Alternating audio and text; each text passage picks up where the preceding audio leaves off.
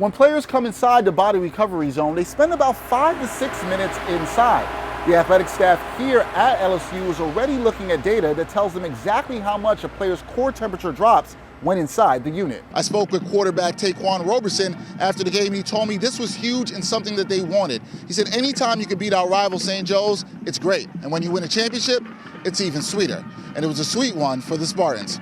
At Keene University, Dexter Henry, Friday Night Football. As much as motorsports fans and officials would love to see sunshine-filled race days here at the Tricky Triangle, it doesn't always happen. Sometimes the track gets wet, and timely cleanup is imperative. I spoke before the game to Associate Head Coach Deion Dotson just about that. She told me, look, we just came off of a pretty tough road trip in Pennsylvania. We played some of the top teams in the conference already. And she told me she feels the team is very confident now that they're back here home. Racers at 115 Brooklyn Marina say they had never seen the weather change as quickly as it did while out on the New York Harbor. But they say that's exactly what they love about the sport, the unpredictability of the weather. Well, the rally is finished here at the corner of 51st and Park, but there's still tons of people around here talking, sharing ideas, talking about the rally and how they can support the movement for Colin Kaepernick going forward. NFL teams want to avoid players suffering heat stroke on the field, so regulations are in place for heat safety.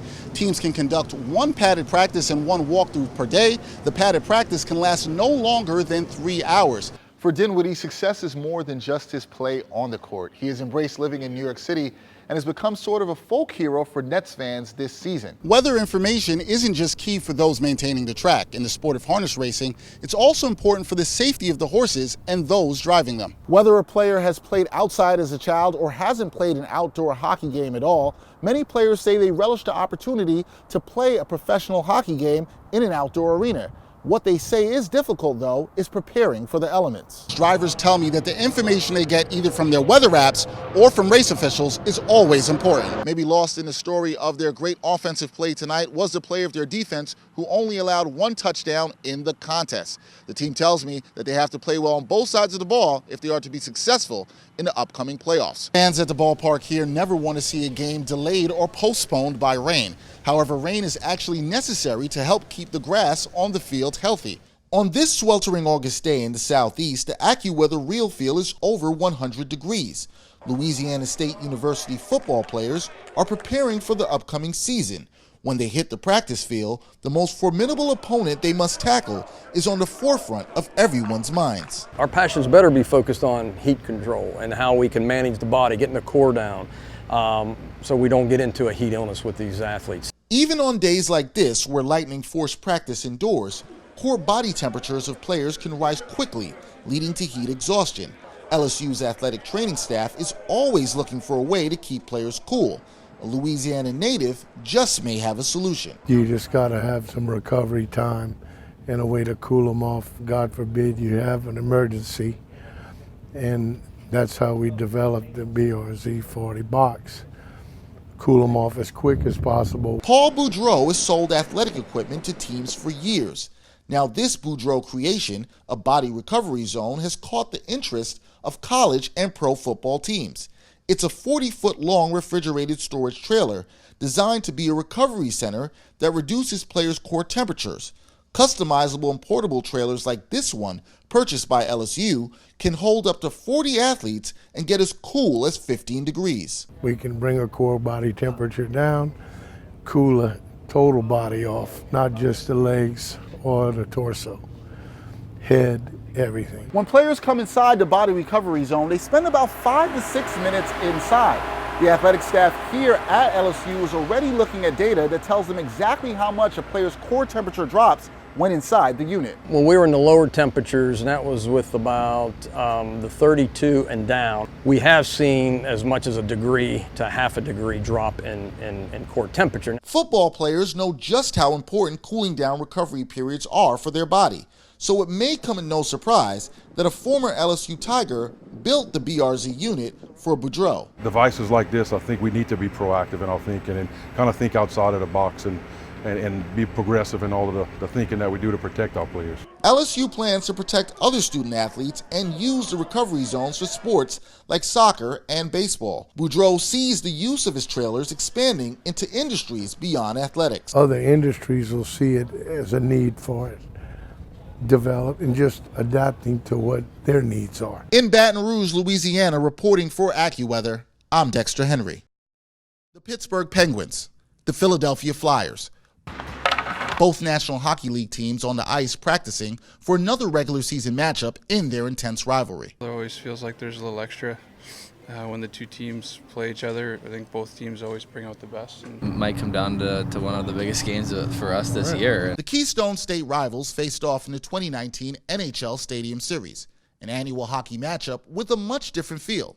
It's played outdoors. No, it's going to be so much fun to be out there playing on the outdoor rink. It's, it brings back so many good memories from my childhood, and that's where it all started. And now I'm standing here in the NHL and have a chance to play in front of a lot of fans against a really good team and good rivalry. So it's going to be a hell of a night. It certainly is fun to play in a venue like this. Obviously, it's a little bit different than just your regular season game. Regular season Flyers home games are played at the Wells Fargo Center. This matchup will be played across the street at Lincoln Financial Field, home of the National Football League's Philadelphia Eagles. At the professional level, hockey is a sport that is typically played indoors.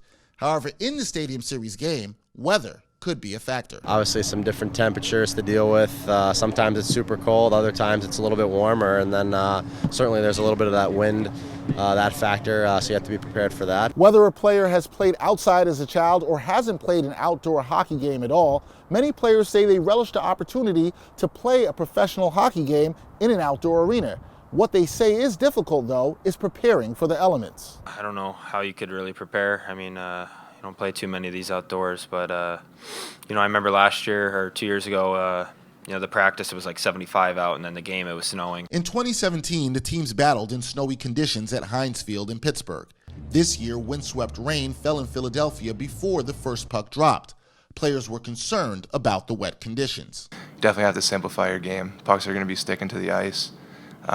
They'll probably be taking weird bounces, and that's when you have to simplify your game, and I'm sure there'll be some ugly goals tonight. During the game, there were some ugly shots that found the back of the net, but the hometown Flyers pulled off a thrilling 4-3 overtime victory, defeating the Penguins and Mother Nature. I think it was probably tougher with guys with visors just skating through it and, trying to see through the water. For me, it's falling straight down, so you're not getting anything in your eyes, really. And the conditions on the ice for our pads and moving, that was a lot tougher for sure. I think I spent more time trying to clean my visor than actually playing. So other than that, it was the experience was great. In Philadelphia, Pennsylvania, for AccuSports, I'm Dexter Henry.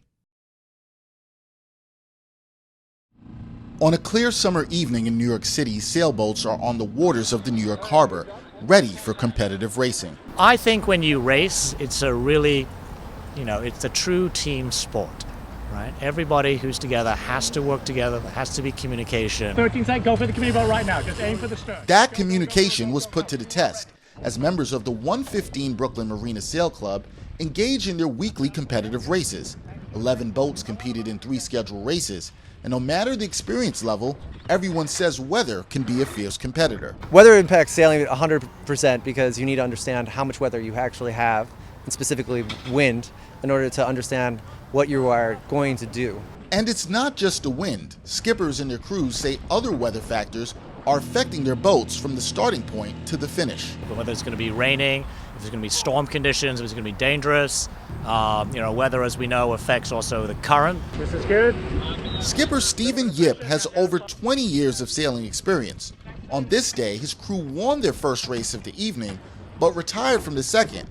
And later, a storm was on the horizon. At the beginning of the race, we said, look, there's potential storms coming in.